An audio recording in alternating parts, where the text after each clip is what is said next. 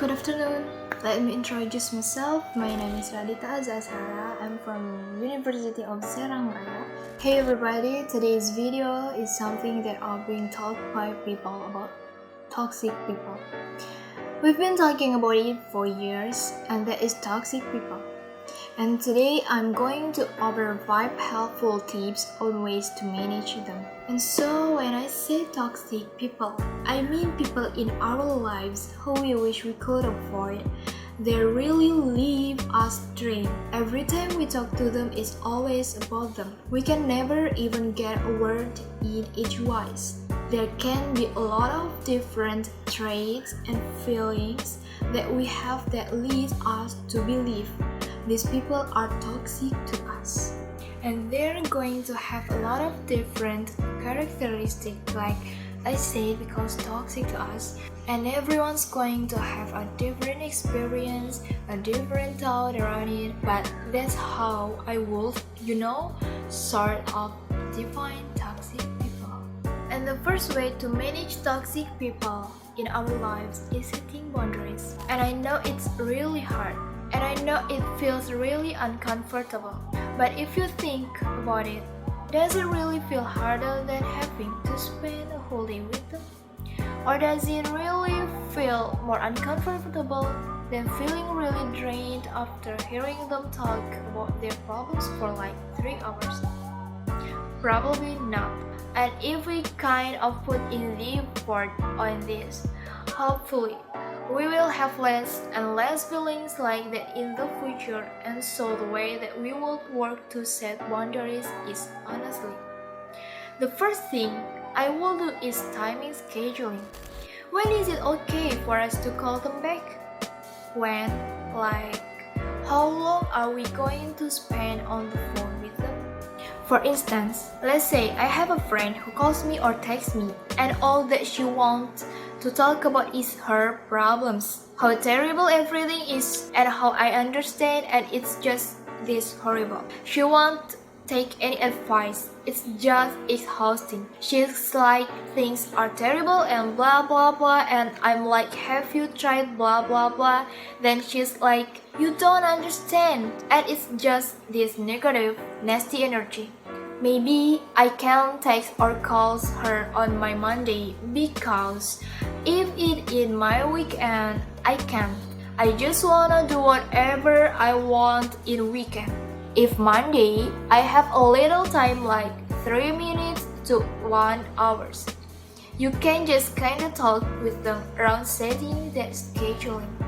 Another way to kind of set boundaries rolls into part 2 of how to manage toxic people, and that's asserting ourselves and telling them what we need.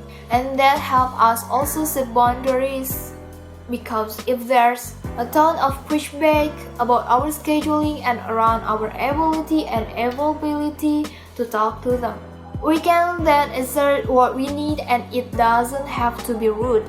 I'm not saying aggressively tell them, I'm saying asserting, which means like being very firm and direct. And you can say something to the effect of, lately when we talk, I find myself extremely drained afterwards, and I try to offer up advice, but you're not very open to it. And it's just been really difficult for me, and that's why I'm just taking a little bit of a break. I know that's hard, but practice it in front of the mirror over and over and over until you feel comfortable and confident saying it to them. I know they're gonna give pushback. They're toxic people. They're not like emotionally stable and doing great. They're probably having a really shitty time. And number 3, use your support system. Hang around with healthy people. Toxic people are really draining. So instead, invest in spending time with those build us up, who are healthy, who want to do the things we want to do. We leave feeling energized. We giggle the whole time. We have such a good time with them. Spend more time with those people. And if you need to, lean on them a little, vent about the toxic relationships you're dealing with. It can feel really nice to have somewhere to go to talk or see a therapist. The fourth way To deal with toxic people is to model the behavior that you want to see from them. If we have something going on in our life that's really difficult, we can call and immediately start talking about it, and then about 5 minutes in saying, "Hey, I've been talking a lot about myself, and I know it's important for there to be some, back and forth. What's been going on with you?" And then we cut them off and we start talking about something else. We can try to model and structure the way that our discussions go, and the way interact with them, and so we're in essence showing them what we would hope they would do for us. And the fifth and final way to deal with toxic people: cut them out. I know that sounds really hard, but if we've gone through steps 1 through 4 and we've really tried to assert ourselves, we've really tried to set boundaries, we've really tried to communicate with them, we're learning on our other support system, we're doing everything we can, but they're just stuck in this cycle.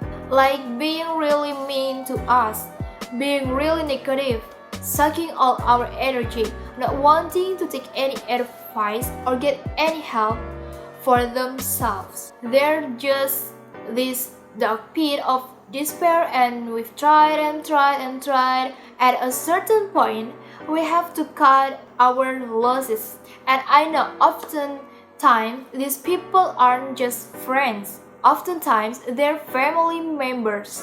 But hopefully, we've given them enough of a conversation about it. We've given them reasons. We've really tried. We tried to set boundaries, and we've been very clear, and so by the time we have to cut them off. They're aware.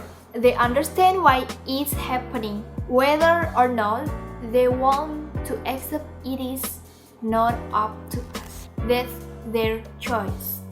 I hope you found this information helpful. I know how hard it can be to have toxic people in our lives, especially if they are a parent or a long-term friend. I know doing some of these things is hard, but please take the time to try them out. It may be awkward in the moment, but trust me, you will feel better later on. That's enough from me. And thanks for your attention and watching, and